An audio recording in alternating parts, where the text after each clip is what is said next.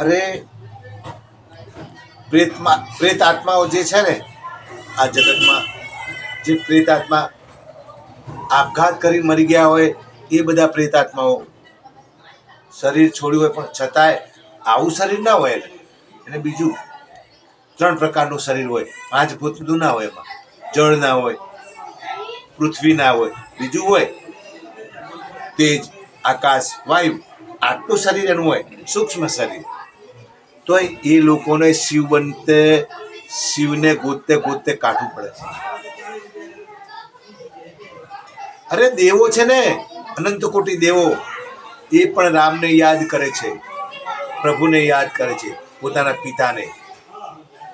એ પણ એમ કે છે કે અમને મનુષ્ય અવતાર મળ્યો હોત ને તો અમે અમારા પિતાનું ઘર ગોતી લીધું હોત અને અખંડ સુખની પ્રાપ્તિ, સદા દુઃખની નિવૃત્તિ થાત.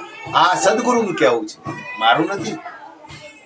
તો મનુષ્ય અવતાર મોંઘામાં મોંઘો મળ્યો છે, તો આપણે બધા ભેગા મળી ગમે તે રીતે એને ઓળખી લઈએ, આપણું ધામ ઓળખી લઈએ.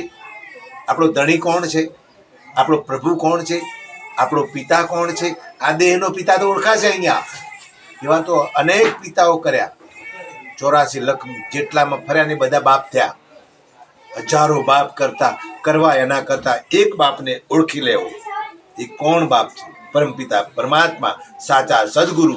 જય અલગધણી, જય રામદેવ પીર. અને તમને સારો લાગે તો વિડીયો લાઈક કરવો. બધાએ તમને સારું લાગે તો આગળ મોકલવો મારા સાહેબ. જય અલગધણી.